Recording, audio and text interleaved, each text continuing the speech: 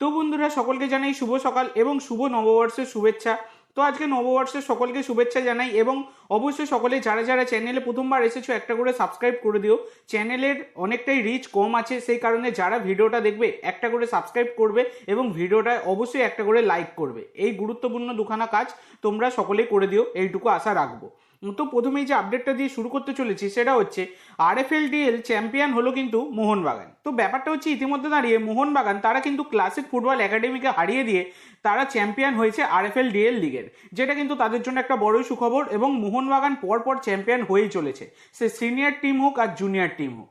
তো এর পরবর্তী যে আপডেটটা তোমাদের সাথে শেয়ার করতে চলেছি সেটা হচ্ছে চেন্নাই এফসির আপডেট এবং চেন্নাইকে নিয়ে খুবই গুরুত্বপূর্ণ কিছু খবর বেরিয়ে আসছে, যেটা হচ্ছে 34 বছর বয়সী নাইজেরিয়ান স্ট্রাইকার ড্যানিয়েল চিমাচুকু তাকে কিন্তু ছেড়ে দিতে চলেছে চেন্নাই এফসি, এইরকমই খবর পাওয়া যাচ্ছে।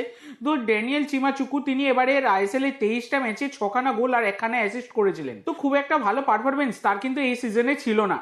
তো প্রচুর অফসাইড করে ভালো ভালো সুযোগগুলোকে অনেক নষ্ট করেছেন, এছাড়া ফর্ম একদমই ছিল না। সেই কারণে শোনা যাচ্ছে ড্যানিয়েল চিমাচুকুকে ছেড়ে দিতে চলেছে চেন্নাই। এছাড়া চেন্নাইকে নিয়ে আরেকটা বড় খবর যেটা গতকাল থেকে বেরিয়ে আসছে সেটা হচ্ছে চেন্নাই এফসি এই দলটা কিন্তু উঠে যেতে পারে মানে কি এই দলটা রিলোকেট হতে পারে, অন্য কোনো রাজ্য থেকে তারা কিন্তু খেলতে পারে। তো দেখো এই রকমই একটা খবর কিন্তু বেরিয়ে আসছে, ব্যাপারটা তোমাদেরকে বলি। তো দেখো যেরকম রিপোর্ট পাওয়া যাচ্ছে তাতে কিন্তু চেন্নাই এফসি তারা কিন্তু কোনো রকম হেল্প পাচ্ছে না তামিলনাড়ু গভর্নমেন্টের থেকে, সেই কারণে তারা চাইছে যে রিলোকেট করতে চেন্নাই এফসিকে অন্য কোনো স্টেটে, এবং সেই রিলোকেশনের জায়গা হিসাবে উঠে এসছে আহমেদাবাদ আর হায়দ্রাবাদ। তো দেখো হায়দ্রাবাদের কিন্তু এমনিতেই টিম রয়েছে হায়দ্রাবাদ এফসি। তো এবার হায়দ্রাবাদ এফসি যদি অন্য কোনো স্টেটে নিয়ে চলে যায় দলকে তাহলে সেখানে রিলোকেট করতে পারে, কিন্তু আহমেদাবাদে করা যেতে পারে। কিন্তু ব্যাপারটা হচ্ছে চেন্নাই এফসি ISL এর একটা সফলতম টিম ছিল, একটা টাইমে তারা ISL কাপ জিতেও ছিল। তো সেই চেন্নাই এফসি সেইটা দলটা যদি রিলোকেট হয় এটা কিন্তু অবশ্যই খারাপ হবে, সেখানে যথেষ্ট পরিমাণে ফ্যান্সও রয়েছে চেন্নাই এফসির। তো দেখার বিষয় এইটা, এই জিনিসটা কোনো মিডমার্ট হয় কিনা নাকি রিলোকেট হয় চেন্নাই এফসি, সেটা এখন দেখার বিষয়। তো এই বিষয়টা নিয়ে তোমাদের মন্তব্য অবশ্যই সকলে কমেন্ট করে জানাতে ভুলো না। তো এর পরবর্তী যে আপডেটটা দিতে চলেছি তার আগে তোমাদের সকলের কাছে আমার একটাই অনুরোধ, যারা যারা চ্যানেলে প্রথমবার এসেছো অবশ্যই সকলে একটা করে সাবস্ক্রাইব করে দিও। তোমরা সাবস্ক্রাইব করে রাখলে পরবর্তী ভিডিও বানানোর মোটিভেশন অনেক বাড়ে, সে কারণে অবশ্যই সকলে একটা করে সাবস্ক্রাইব করে দিও। তো পরবর্তী যে আপডেটটা তোমাদের দেবো সেটা লালরিনজওয়ালা লালবিয়াগনিয়াকে নিয়ে। তো এই লালরিনজওয়ালা লালবিয়াগনিয়া এই গোল মেশিনকে তোমরা সকলেই চেনো, 24 বছর বয়সী ভারতীয় স্ট্রাইকার যার মার্কেট ভ্যালু 1 কোটি টাকা। তো বর্তমানে তিনি যুক্ত ছিলেন আই লিগের ক্লাব আইজল এফসির হয়ে এবং সেখানে 19টা ম্যাচে 12টা গোল করেছেন। এছাড়া গত সিজনে তো তিনি সব রেকর্ড ভেঙে দিয়েছিলেন, সুনীল ছেত্রীর রেকর্ডও ভেঙে দিয়েছিলেন। তো এই গোল মেশিন, তরুণ গোল মেশিন তাকে কিন্তু দলে নেওয়ার জন্য মোহনবাগানের টার্গেট ছিল। এছাড়া নর্থ ইস্ট, জামশেদপুর আর মুম্বাই সিটি এফসি এই ক্লাবগুলো কিন্তু ইন্টারেস্ট শো করছিল।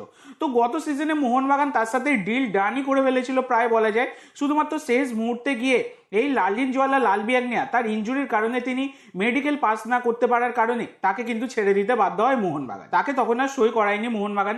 তবে বর্তমানে দাঁড়িয়ে তিনি আবার আইজলে ফিরে গিয়ে তিনি নিজেকে প্রমাণ করেছেন।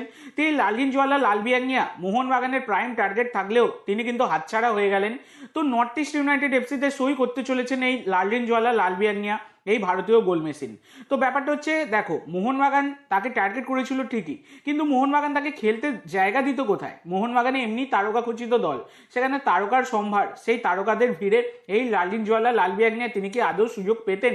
সেক্ষেত্রে তিনি নর্থ ইস্টে যোগ দিচ্ছেন, এটা কিন্তু তার জন্য একটা সুখবর হবে, কারণ তিনি ফার্স্ট 11-এ গেম টাইম পাবেন।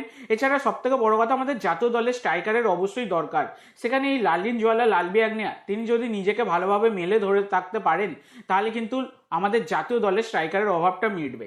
তো এই লালরিনজওয়ালা লালবিয়াগনিয়া নর্থ ইস্টে যোগ দেওয়ার খবরটা তোমাদের কেমন লাগলো এবং তার নর্থ ইস্টে যাওয়াটা কতটা সঠিক হলো অবশ্যই সকলে কমেন্ট করে জানাতে ভুলো না।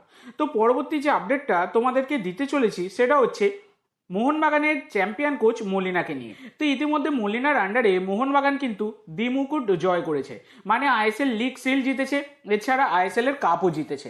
কিন্তু ব্যাপারটা হচ্ছে ডুরান কাপটাও জিততে পারতো, ভাগ্যের জোরে হাতছাড়া হয়ে গেছে। তো এই মলিনা এই চ্যাম্পিয়ন কোচকে কিন্তু আরও একটা সিজন রেখে দিতে চলেছে মোহনবাগান। এর আগেও তোমাদেরকে আমি খবর করেছিলাম অনেকদিন আগেই যখন লিগ সিল জিতেছিল মোহনবাগান, যে তখনই কিন্তু তার অটোমেটিক যে কন্ট্রাক্ট এক্সটেনশন ক্লজ ছিল সেটা কিন্তু তিনি ফুলফিল করে ফেলেছেন, সেটা আমি তোমাদের তোমাদেরকে জানিয়ে দিয়েছিলাম। তো অবশেষে মলিনার সাথে কিন্তু চুক্তি বাড়িয়ে নিয়েছে এবং মলিনা আরও একটা সিজন কিন্তু মোহনবাগানে থাকতে চলেছেন। তো এর পরবর্তী যে আপডেটটা দেবো সেটা হচ্ছে মোহনবাগানের সুপার কাপ নিয়ে তোমরা অনেকেই প্রশ্ন করছিলে। তো দেখো বন্ধুরা, যেটুকু খবর পাওয়া যাচ্ছে যে কোনো বিদেশি ছাড়াই কিন্তু সুপার কাপে দল নামাতে পারে মোহনবাগান। দেখো কোনো বিদেশি মানে কি, ডিমি পেতাতোস, জেসন কামিন্স, এরা মানে টম আলরেড, আলবার্টো রড্রিগেজ, এরা কিন্তু কেউই থাকবে না, এইরকমটা কিন্তু জানা যাচ্ছে। জেমি ম্যাকলারেন এরা কিন্তু কেউই থাকবে না। ভারতীয় এবং মানে ভারতীয় সম্পূর্ণ প্লেয়াররাই খেলবে, এইরকমই খবর পাওয়া যাচ্ছে। জুনিয়র সিনিয়র মিলিয়ে মিশিয়ে খেলাটা হবে। এবং সবথেকে বড় কথা হচ্ছে এখানে একজনই মাত্র বিদেশিকে রেজিস্টার করাবে মোহনবাগান, সেটা হচ্ছে নুনো রেইস।